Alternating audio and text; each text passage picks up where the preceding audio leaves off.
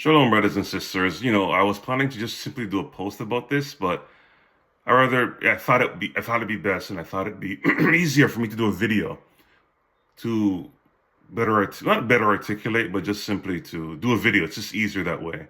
And that is, of course, that we are in a season of exposure, and that season has opened up about 2.5 years ago. And of course, with this comes, and much of this exposure, much of the impetus towards it have been individuals on social media. Again, part of it is, again, coming against the culture of silence, right? That the culture of silence, one of the areas in which it propagates this culture is that we are not to question leadership. We're not to question things that we see and that we hear with respect to either doctrinal errors or moral failures. That if we question those things, we're rebels, or we're being dishonoring or not submitted, and all kind of nonsense. And so with the advent of social media, Yahweh has allowed those of us online to hold leaders accountable in these particular two primary areas, right? And so with that, I had made a post, and actually a word and a broadcast, a full-length one with respect to specifically those that many would identify as discernment channels. I'm not going to say heresy hunters. I'm going to say more so appropriately stated discernment channels.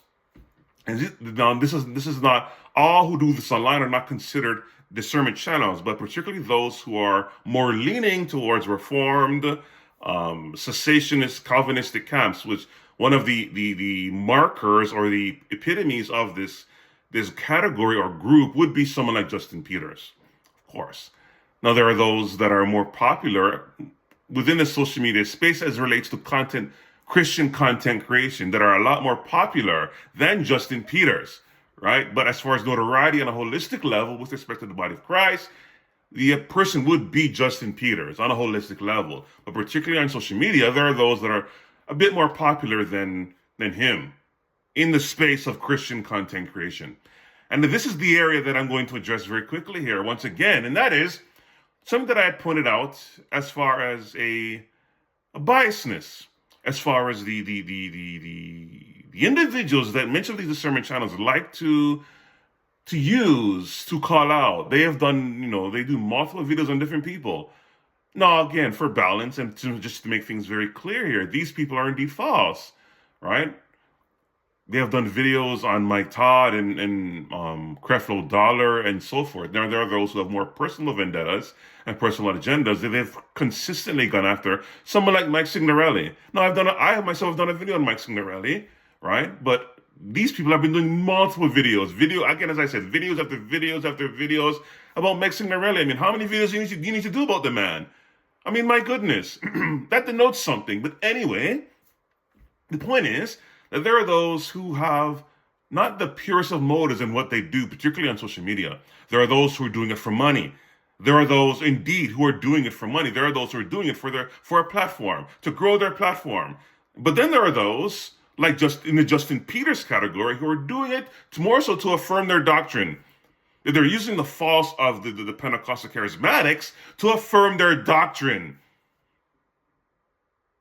It is disingenuous in their intentions and their motivations by which they're calling out false leaders. It is more so to affirm their doctrine, their disdain towards Pentecostal charismatics with respect to, of course, tongues, deliverance, and so forth, right? And so they will use the false in these areas to validate their doctrine, even though it's false. It's not actually scriptural, but nevertheless, that's not what I'm here for. They will use these particular false people to affirm their doctrine. It's not about the sheep, it's about affirming their doctrine and propagating their doctrines, right? This is more about their doctrinal beliefs than it is the safety of the sheep.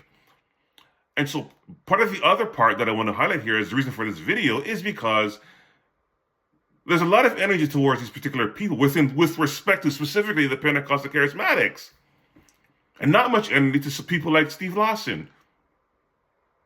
They're very quick to call out Lovi Elias and Mike Todd, but their heart posture is a lot more different when it comes to someone like Steve Lawson, and now more recently VODDIE BAUCHAM, which is the reason for me posting this.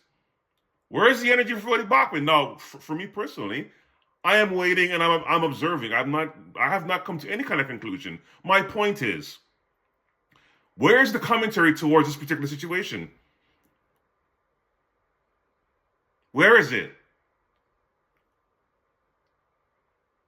He has, up until this point, not come forward and publicly addressed the allegations being levied against him. And more pertinently, has not done it upon himself to definitively show where his finances with respect to those donations came from and what he did with that money. Where is the energy for that? Many of these discernment channels have not said a word about this. I find that interesting, but not surprising, which is my point for once again doing this video and addressing those of these discernment channels. What is your motivations? What are your real intentions for doing what you do? One must ask them. No word on VODDIE BAUCHMAN. Now again, we are not pronouncing a sentence on this man. We are to hold leaders accountable when allegations are being levied against them. The same way we do for Toby Ariyomi and Tommy Amarawi, the same way we do for Dr. Michael Brown, for Mike Bickle, and for others. It is the same energy that is to be applied. No bias. So it's not a thing in relation to doctrinal beliefs. It's about what is founded in the sacred text. And the sacred text is indiscriminate of denomination. It is dominations are man-made. They're not scriptural, of course. And so my question is to the discernment channels, where's your energy for VODDIE BAUCHMAN? Why haven't you not spoken up about it yet? Why? It speaks to something. And while Yahweh is allowing discernment channels and all of us, with respect to the social media, to come forward and destroy the culture of silence, it does not mean, as I've said before, that there's not errors within the counterculture, because there are errors. And the errors are largely deriving from impure motives and intentions. But it is the lesser of two evils. So, as I close here, where is the energy for VODDIE BAUCHMAN? There are those who are quick to defend him. He has not said a word about it yet. I find that interesting. Very interesting. Shalom.